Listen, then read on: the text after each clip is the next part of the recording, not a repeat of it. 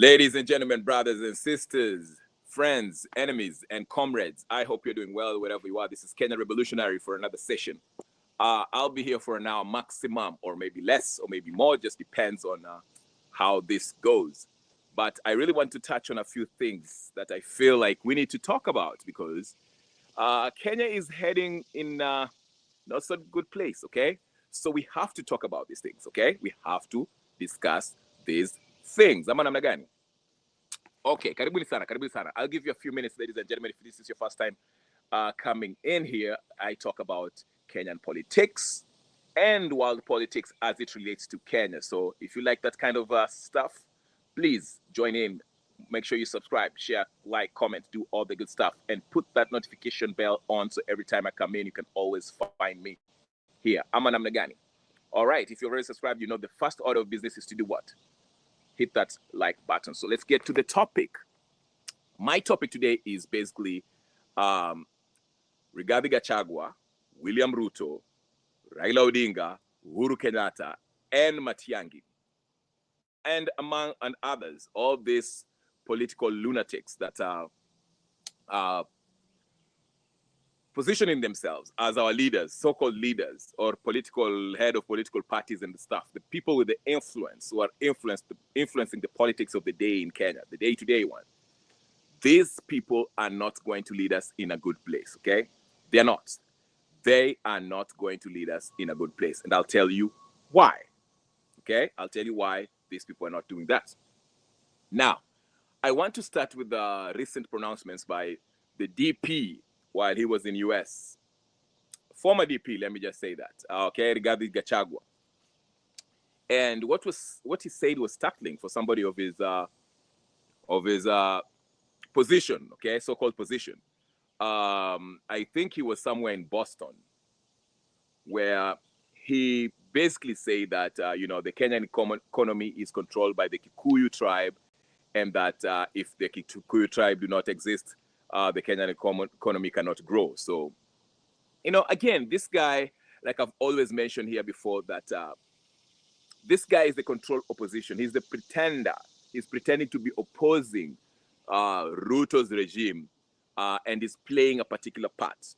He's playing this position as the mouthpiece of the Kikuyu nation, the Mount Kenya region, okay, the Mrima, okay, trying to be their mouthpiece, and basically fostering and encouraging this political tension, having this siege mentality. Oh, we Kikuyus are under attack by William Samoei Ruto's regime, okay?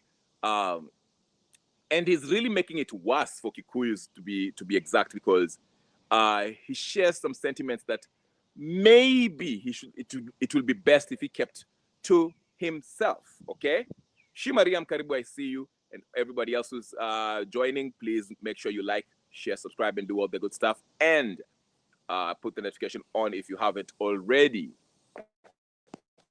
Okay, so what I'm saying is this: while majority, some of the Kikuyus who actually are a fan of this lunatic Rigathi Gachagua might be clapping and are applauding him for his rather brazen talk, not calculated. Well, it's calculated, but it's a very brazen way of addressing Kenyans.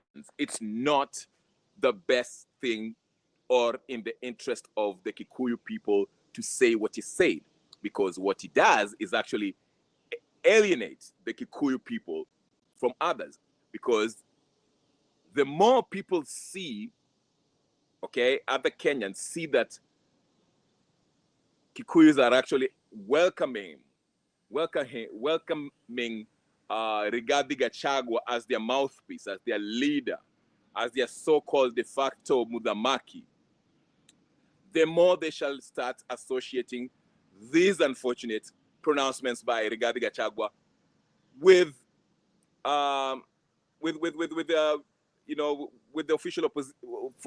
official position that he takes.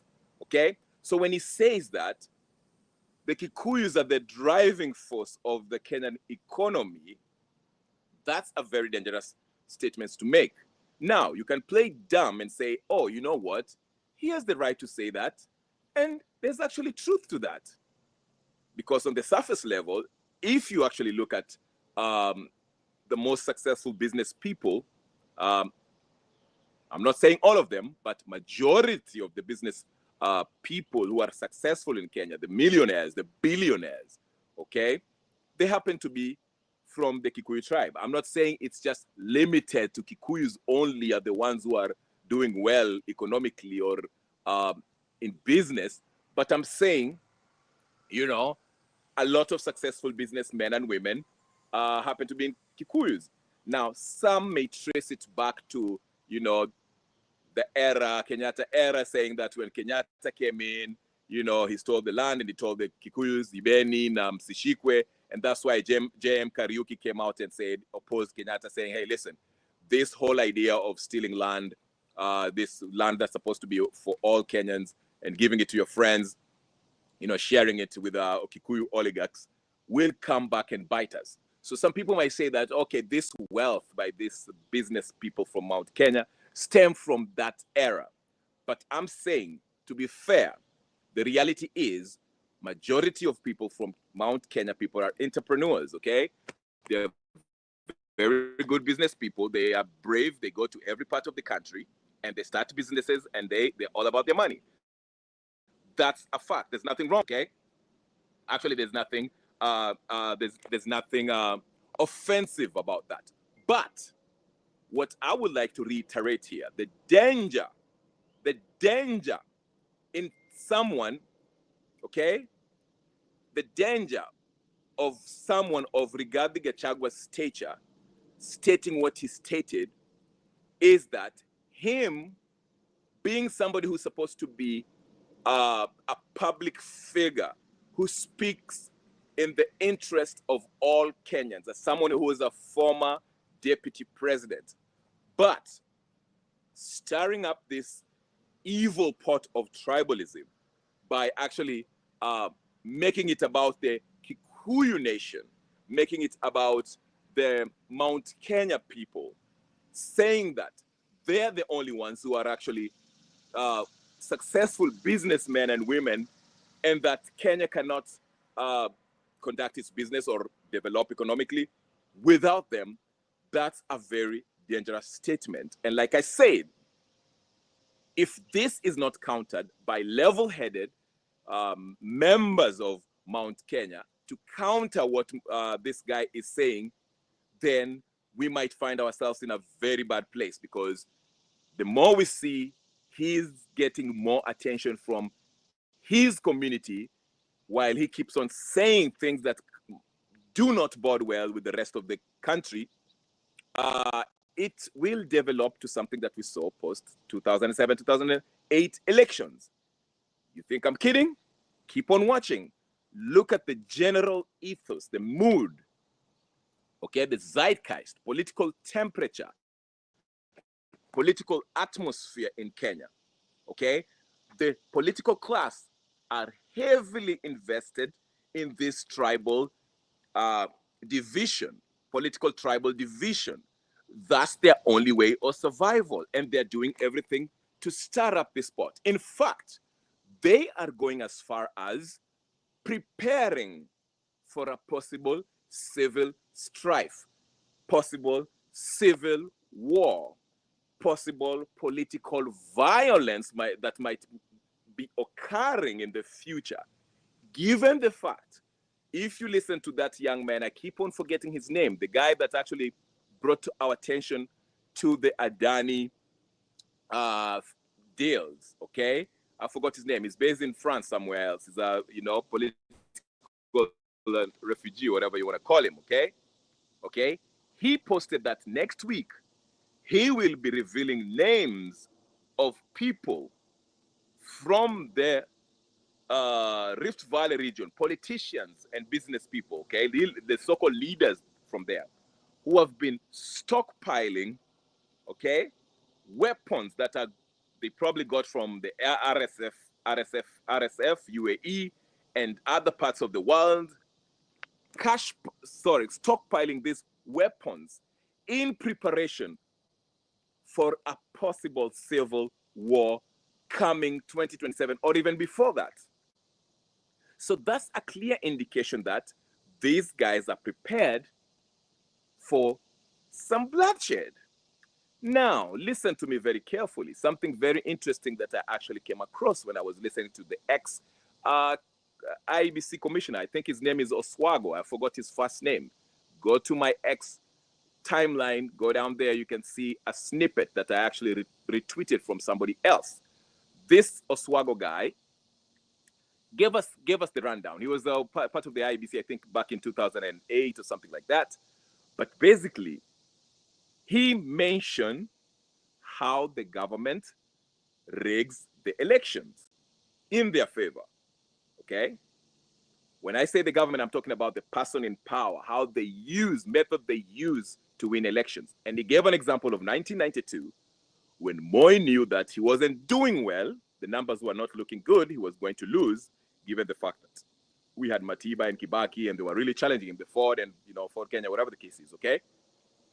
And he mentioned that one of the methods that Moi regime used to deter people from voting was political violence. That's why we had incidences like the one that we heard about in Molo. Do you remember what happened in Molo? Surprise, surprise. Guess who had a hand in that mess? Okay? Rigathi Gachagua. Okay? So, what I'm telling you, violence as a means to deter voter turnout or to disenfranchise the voters, okay, is a common method that has always been used by the regime in place. Okay, that's why you wonder why Kenya is relatively peaceful until elections time. Okay, of course we know that violence is not just limited to presidential election results or whatever the case is. We've seen what happened in Kasipul. We've seen what happens in different constituency where MPs are fighting to death for these electoral results and the lawsuits thereafter, okay? So it's not just limited, but I'm just saying that the fact that there's intelligence, okay, briefings of intelligence, let me just say that there are Rift Valley top businessmen, leaders, and politicians who are involved in buying and stockpiling weapons, both from whether it's Rwanda, RSF, and other places, Southern Sudan, whatever the case is, wherever they're getting it from, UAE, whatever the case, Israel, whatever.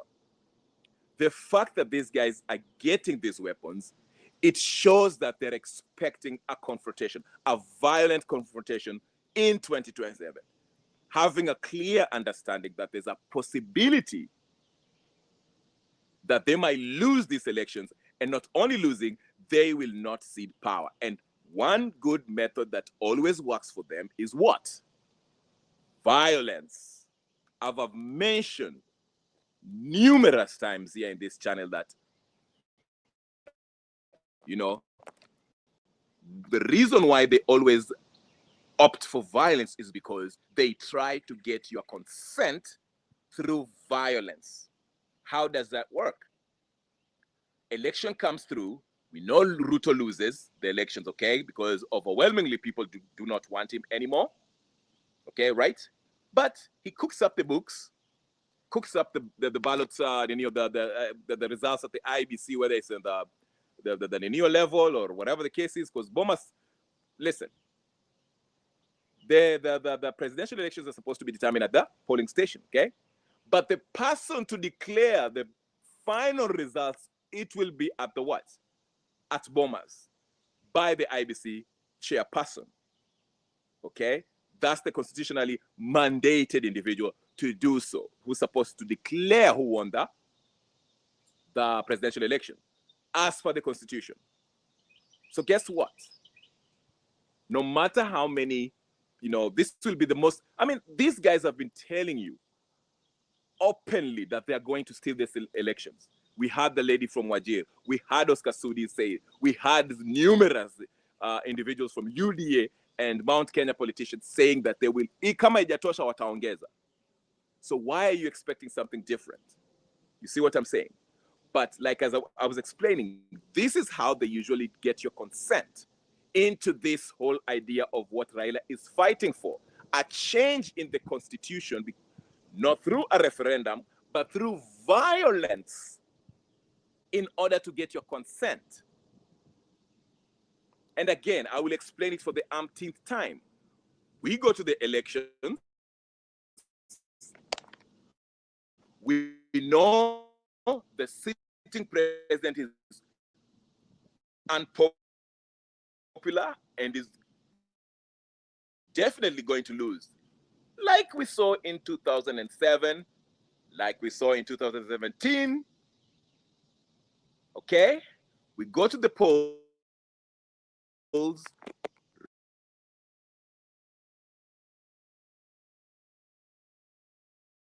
Ruto loses.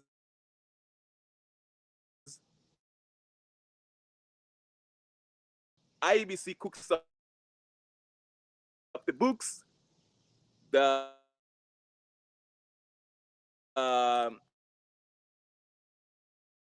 IBC chairperson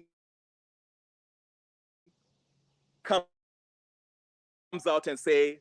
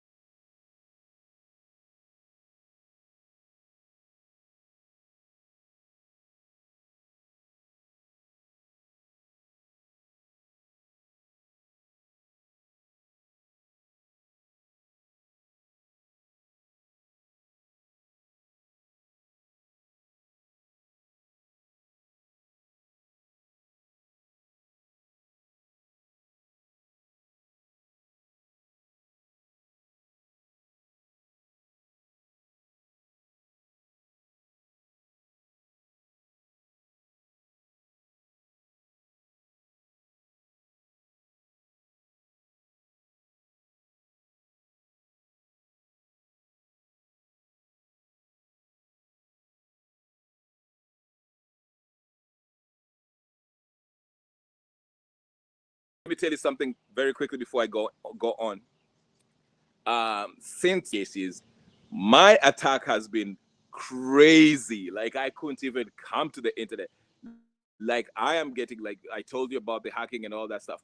So they have ramped up their efforts to like try to whatever. By the way, for anyone who knows the itinerary of Matiangi, Rigathi Gachagua, or Martha Karua in the US, please let me know on the chat, or you can reach out to me on my X pages. I want to go and go to be part of that whatever town hall meeting or whatever they're addressing Kenyans in the diaspora. I want to speak to them. I want to air my views. But anyway, back to the point. Back to the point that I'm making, ladies and gentlemen, brothers and sisters, friends and comrades. Take your time, like, share, comment, and do all the good stuff. And if you want the link, I can bring you the link so you can talk about it, okay? So anyway, like I said, this is how these lunatics, these political conmen and women are getting your consent. I've explained it. I'll explain it one more time before the glitch happened, okay? Before my internet was rudely interrupted, okay?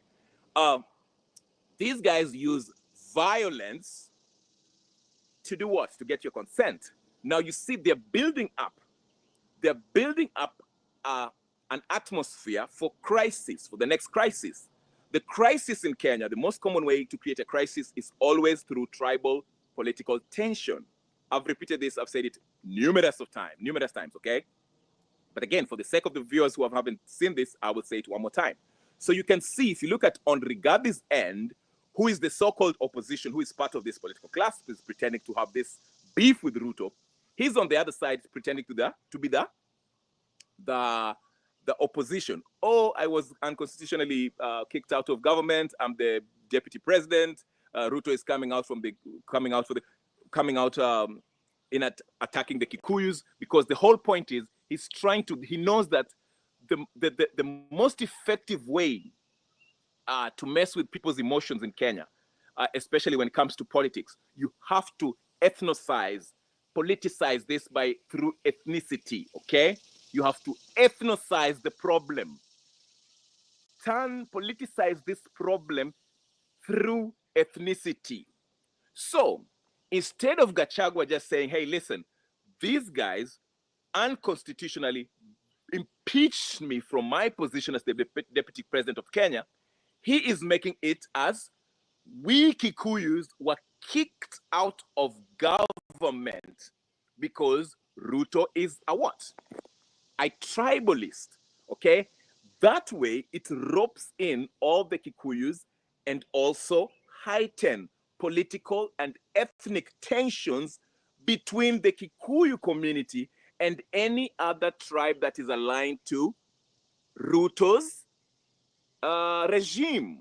You understand? So by default, of course, Kikuyus will not be liking the Luos, because the Luos, led by ODM and Raila Odinga, have joined Ruto's government, of this blood-based government, or whatever the case is. So by default, these guys are already going to be at odds. And given the historical political difference, tension that Luos have with Kikuyus from the time of Tom Mboya's death and all that stuff, or Uko's death and all that, we know the history. So it plays into the hand of these political elites, okay? That's why you see this guy is so brazenly saying outrageous things, and nobody seems to arrest him, okay? He keeps on saying it day in, day out. He's just saying, like I told you when I started the beginning of this stream, I mentioned and highlighted what Gachagua said when he said that Kikuyus are the most successful, they are the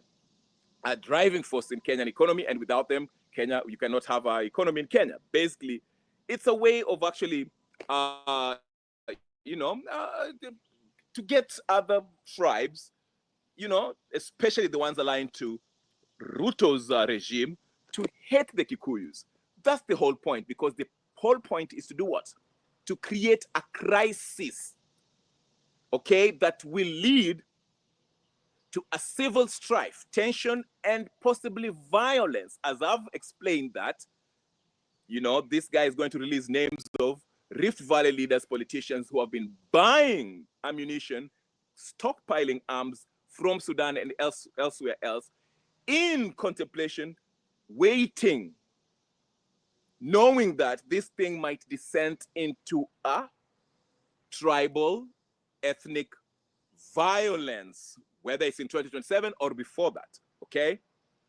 And the whole reason for this is to get your consent, because as I usually explain, once civil unrest, civil, ethnic, political violence commence, what will be the cry from all the people, whether it's from the clergymen to whatever the case is? Everyone will be saying, you know what, it's better for us to sit down and talk, dialogue, conclave, intergenerational bullshit that Raila is talking about, than having our young men and women having their houses torched, having their kids killed, burnt in churches, killing each other, whatever the case is. It's better for us to sit down and dialogue. And that's how they will get unanimous support, overwhelming support by or consent from the people to agree, to consent to this idea of having to change the constitution that will not address the very problems that got them there, but will be to create position for these warlords that actually engineered this political ethnic violence. That's the perfect storm, crisis that they needed in order to change the constitution.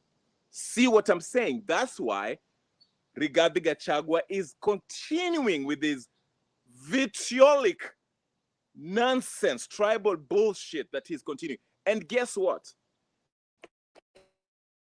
There's a very good possibility that if these guys come back to Kenya, they might try to arrest him to heighten the tensions again, okay? Listen carefully to what the reply that Oscar Sudi gave after Gachagua said what he said in was it in Boston, whatever the case is, when he said, okay, Kikuyus are the driving force of the Kenyan economy. Of course, Oscar Sudi is, the mouthpiece for Ruto, the attack dog for Ruto. And he came out and said what he said. Of course, he called Wamunyoro everything under the sun. Then he wrapped it up by saying, say what you're saying, we'll be waiting for you. Sisi tuko hapa Kenya, tunakungoja urudi. What was he insinuating? He's basically saying they're going to wait for him to come back, and once he comes back, he'll be arrested. The arrest will be not something to be worried about. This arrest will be only, again, it is going to be used to raise Rigathi Gachagua's not only his stature, but to heighten the political division, ethnic tension between the so-called perceived opposition, which is basically these tribal cocoons led by this tribal chieftain involved in the past pogroms that happened, bedeviled Kenya. Okay? If you look at Matiangi, he has blood in his hands. If you look at Gachagua, he has blood in his hands. If you look at Martha Karua, he has blood in his hands. If you look at the other side, Ruto, we know about Kiamba Church and so forth, so forth. If you look at Uhuru Kenyatta, we already know what happened in Naivasha, Nakuru, Nyalenda. We know that. If you look at Raila Odinga, even though he wants to play this guy who's always back in the scene, we know this guy always, he starts shit, then he hides back, he throws rock and hides behind, the Rutos and the Uhurus, okay? Okay, so both sides who actually happen to be part of this one club, they know how to engineer a fake political difference between the two factions. They create this problem, okay? Exacerbate the situation by roping in, playing with the emotions of the population by ethnicizing the political difference that we have, making it about, oh, it is our turn to eat. All those Kikuyu think that, oh, they're the businessmen, they run this economy. Oh, they think this is that. And on the other side, they're saying, oh, it's our turn to eat. They don't like the fact that we Luos now are in a government. Oh, we are like this. Oh, we're this. Then before you know it, we are descending and we are having a civil war. And once this war starts, now the useful idiots like the Herman Manoras and the useless clergymen that you see go to State House every day will be screaming from the rooftops, begging for a sit down, a dialogue, a conclave, intergenerational bullshit that Raila Odinga has been calling for. And they will say, if it takes the changing or the amending of the Constitution for us to have peace, let it be. And they shall send the American ambassador, the UK High Commissioner, and all these colonial masters with their emissaries landing in Kenya. Of course, now I hear that the UN headquarters is being moved. They're moving their offices from New York to Nairobi, Kenya. Isn't that interesting? Okay? So it will be easy work for them. And they shall meet somewhere in KICC or Bomas with their air-conditioned offices, having 1 million budget to discuss this nonsense, and they shall draft a raft of bullshit proposals that basically will offer positions for these warlords, these tribal chieftains, who have been planning this all along with the blessing of their colonial masters. And they shall tell you, having a prime ministerial position will be beneficial to the country having peace, because it will be what? Inclusivity, as Opio and I once told us, that pinhead that is growing fat by the minute. Go look at his pictures. That's what I'm saying, ladies and gentlemen. So do not be moved or shaken, or do not let your emotion, don't get riled up when you hear Gachagua make these outrageous statements. These people are doing so, okay, deliberately, because it is part of the script. And they're working also another angle with the Gen Zs, because you see, that's where Boniface Mwangi comes in. You might be sitting there thinking, hey, Boniface Mwangi was arrested by DCI, poor thing. Listen, that guy went to the DCI to plan how the next Mandamano shall go down, okay? Like I told you, this Gen Z movement has been infiltrated to the core. I hate to break it down, but this Gen Z movement, in my opinion, and I might be wrong, you might correct me at the comment section, okay? I think it has been infiltrated, okay, reduced to a tribal outfit, as they have diagnosed it as a Kikuyu uprising, a few youth from Kikuyu who are dissatisfied with what's happening in Kenya. That's what they've reduced it to, okay? And they've infiltrated it by using the ODM folks and other people who are paid by the government, okay, to go in there, infiltrate the movement so it's not successful, break it from within, find out who are the people who are influencing this movement, okay? Get the goons, use the police force, okay? That's how they're infiltrating this movement, to a point where it's not effective. Now, I'm not saying that this movement, this Gen Z movement, is dead. That's not what I'm saying. I'm saying in the fight, propaganda fight, information warfare, okay? We know the propaganda from the government. We know the truth or the plans that this Gen Z, the talks that they're having online, okay? But if we are to scale the two on the balance of things in the propaganda war that's happening between the Gen Zs and the government, okay, and the success rate, I think the government has an upper hand so far, because given the fact that people are buying into the Gachaguas, buying into this whole narrative that the Kikuyus are under attack, and they're giving time to this lunatic like Matiangi, okay, that shows me that we are losing ground, and the protest by Gen Zs should be more aggressive, not only against Ruto, but against this political class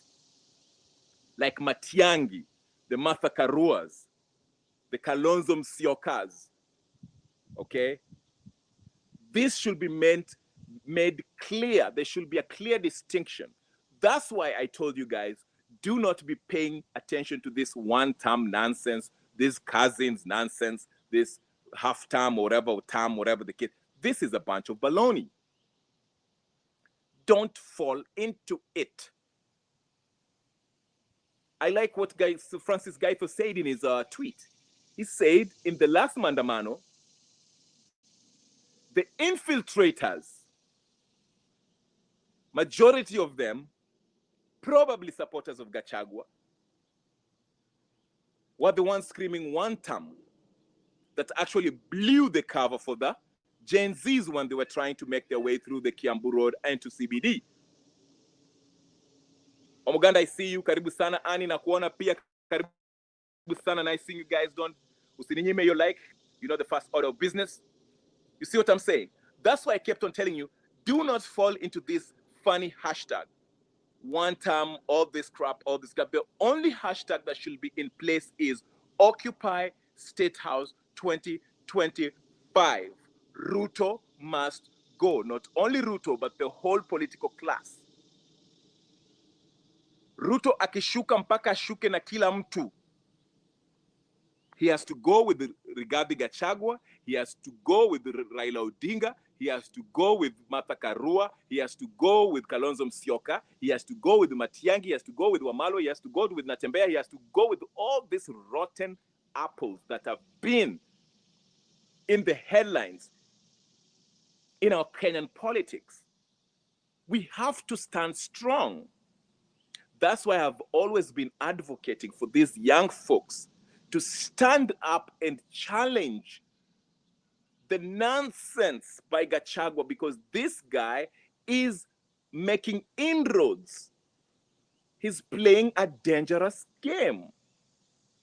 It's not dangerous to Ruto. Ruto can care less about what Gachagua does because this is a whole play with them. It is dangerous to majority of Kenyans because they are getting roped in.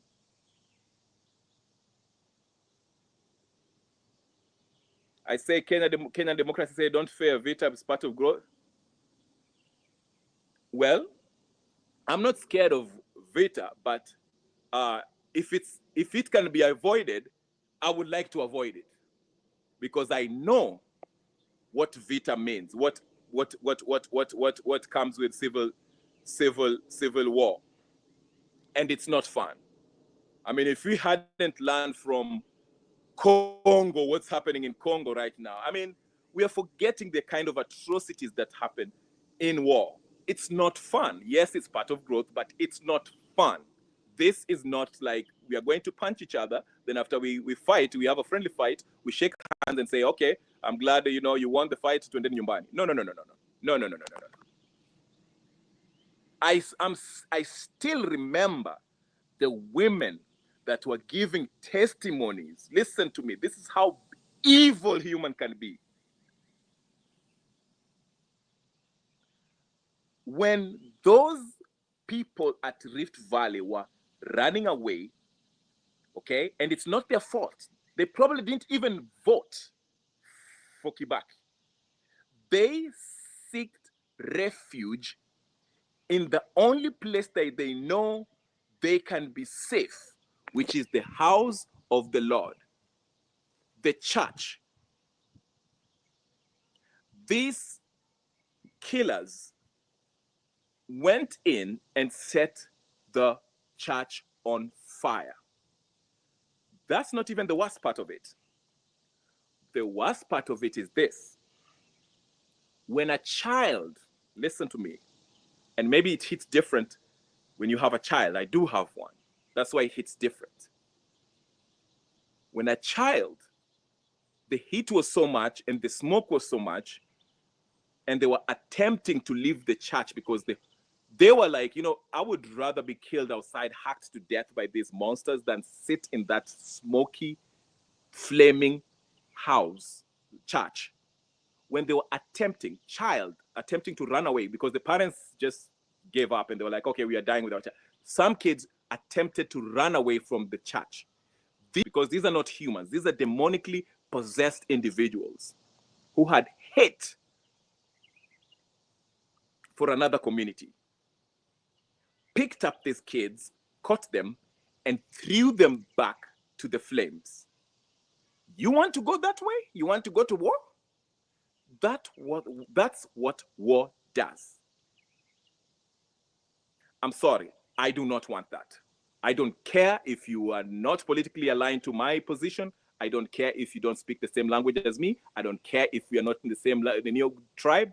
I don't wish that upon you or your kids. So if we start talking the way Ruto, Raila, Uhuru, and Gachagua is talking, I know where it can lead to. And it doesn't take much to get us there. That's why, my dearest friends, Kenyan democracy, you should stand up and challenge this lunatic called Gachagua from saying what he's saying. I understand. Yes, we have successful business people from the Kikuyu tribe. That is a fact. But I'm sorry, they're not the only ones who are driving the economy of Kenya. We should make that clear. Okay? But we do not want to go that path where we start feeling like we are better than other tribes. That's where we lose the plot. That is exactly where we lose the plot.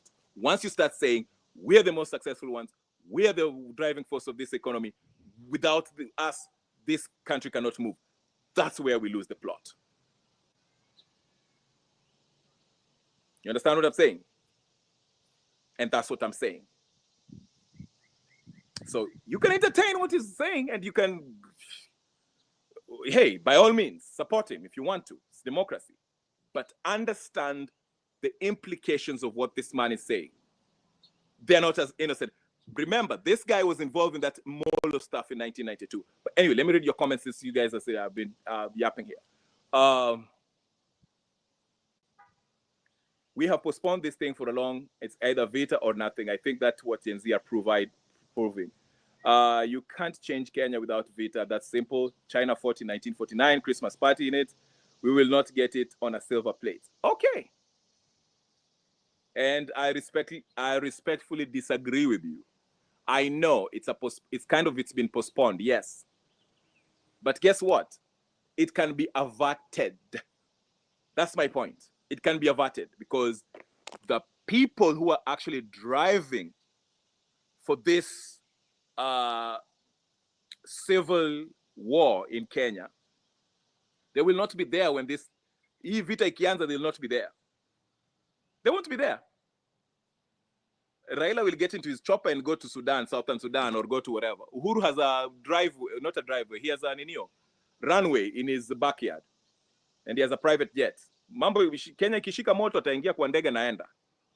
Ruto will get into his private jet or in his son's mood matatu and head to Southern Sudan or wherever, Uganda or Congo, whatever the case is, whoever is willing to take him. Okay? Matiangi, I heard, is a US citizen. Atarudi Baltimore, whatever the case is. He'll continue with his job at World Bank. Martha Karua ataenda UAE. Hassan Joho atarudi Yemen. Guess who will be fighting?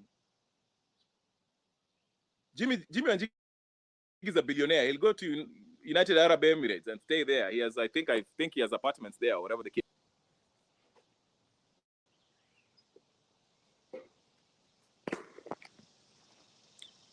How do you avert it when Kenya's wealth is owned by 5% of population? I think you're talking about two things. If you mean the 5% of the population the 5% of the wealth, okay, the majority of the wealth is owned by, is controlled by 5% of the population. What I'm saying is this: if we are going to confront this political class, the corrupt political oligarchs, okay, we can't do it by buying into their narrative of tribal, ethnicized political violence, because that is what they want. That is the last card they have to play in order to survive, because Gen Zs have exposed them. How do you read this? How do you read it? Let me highlight this. This video.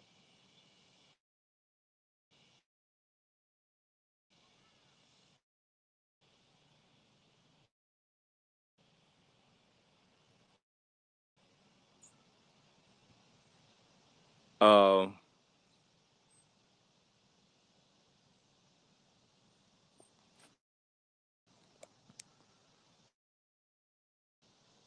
Hold on. How do you redistribute Kenyan wealth at that rate if you create employment with this holding? Provides. Hold on, let me highlight this again. Because anyway, just to how do you redistribute Kenyan wealth at that rate? You can't create employment with this holding. What I'm saying is this, ladies and gentlemen, brothers and sisters, Kenyan democracy. The constitution, how the country's, the national wealth should be redistributed equally in all oligarchs, that started in 1963, okay?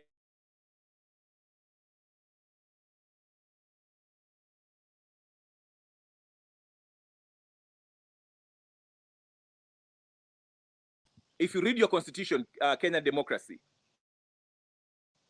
all these issues are addressed in the constitution. That's why I usually tell you guys the number one problem in Kenya is that there's no law enforcement. The constitution is not implemented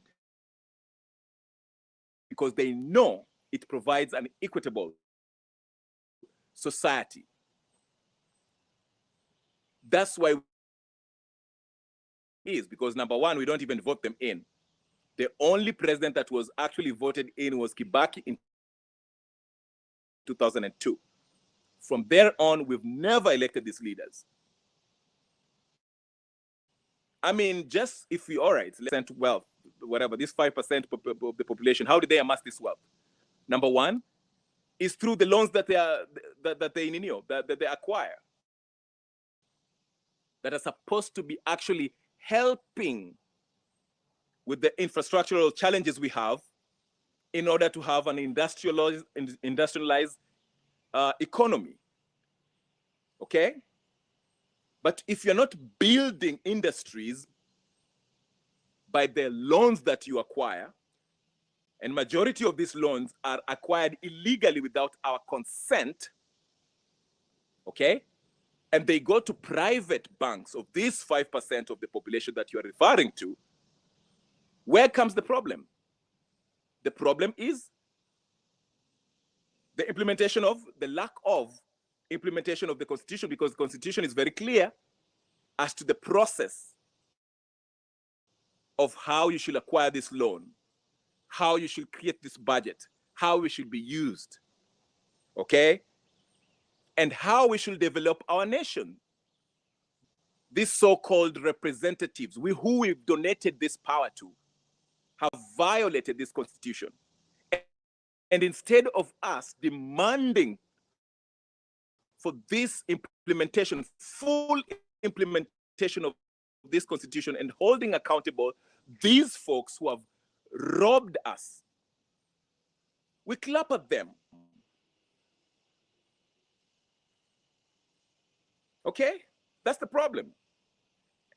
And they use their propaganda machine through the mainstream media to, again, propagate the same nonsense by creating this ethnicized political tension that we find ourselves in, instead of actually paying attention to the root cause of the Kenyan problem, which is what? The lack of the implementation of the law. The constitution is there. The laws in place are there, but nobody is following it. There's no separation of power. The legislative body is an appendage of the executive branch. The executive branch have usurped power from the judiciary and the rest of the Ninio. You understand what I'm saying? So that's the problem.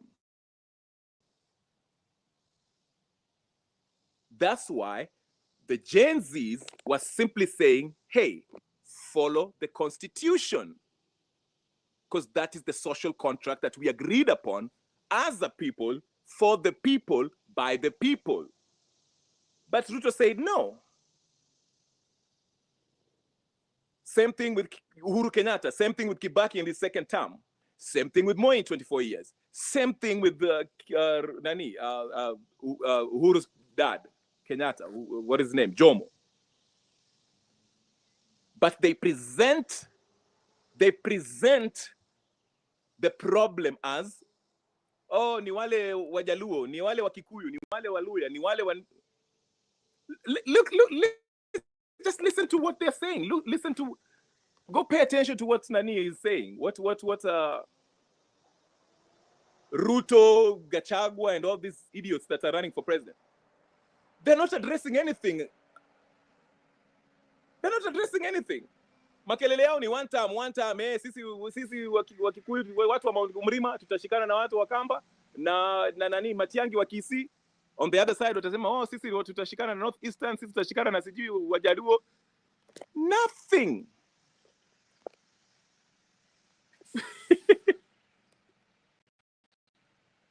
I like this. I think Eric Ayaga, do you NSI guys have nothing better to do on a Tuesday afternoon, so you come?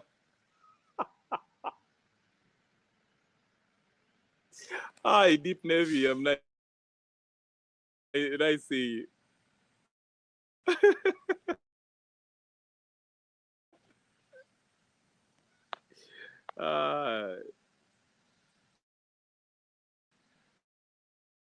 Hi, Anya Natuambia, it's rumored that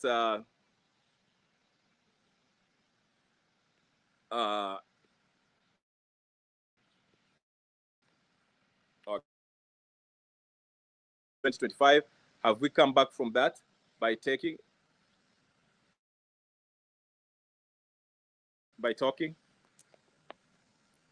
Remove the name of, please.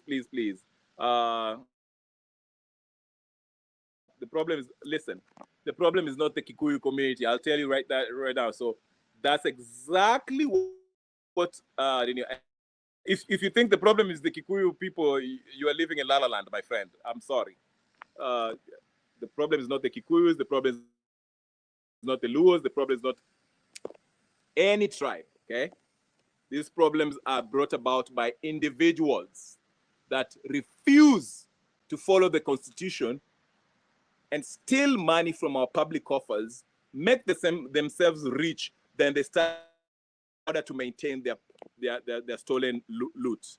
It has nothing to do with your tribe. Okay, so yeah. What time do you want me to come back, Deep Navy? I'll come back. I'll come back in the evening because I kind of have a semi-emergency, so I have to leave it right here. Yeah, enter stream 10. What time works for you, Deep Navy? In like how many hours? Give me an hour's type. because I don't know, maybe you're in a different part of the world. Um, 5 or 6 hours, I'll be back for another session, and I'll be bringing people in so we can have a chit chat on what's happening as we follow what's developing in Kenya. Anyway, do me a favor, guys. Like, share, subscribe, comment, do all the good stuff, and put your notification button on so when I come in, you'll find me here. I'm Namnagan. Nice seeing you guys. Deep Navy, thank you so much for joining. Annie, thank you so much. Deep Navy, as I said. Erika Yaga, the NIS agent. Annie, kama kawaida. Nice seeing you. Omuganda Katende from Kampala. Nice seeing you, my brother from another country. Much respect. Shi Mariam and others, and also all of you who have been on the background watching quietly and not commenting. I'll see you guys later. Peace and blessings. I'll see you in the Badai, okay? In 5 or 6 hours, I'll be back. I'll have another live so we can have a chat. And I'll bring you guys in the studio so we can have this discussion. Thank you so much. I'll talk to you guys later. Peace and blessings. I'm out.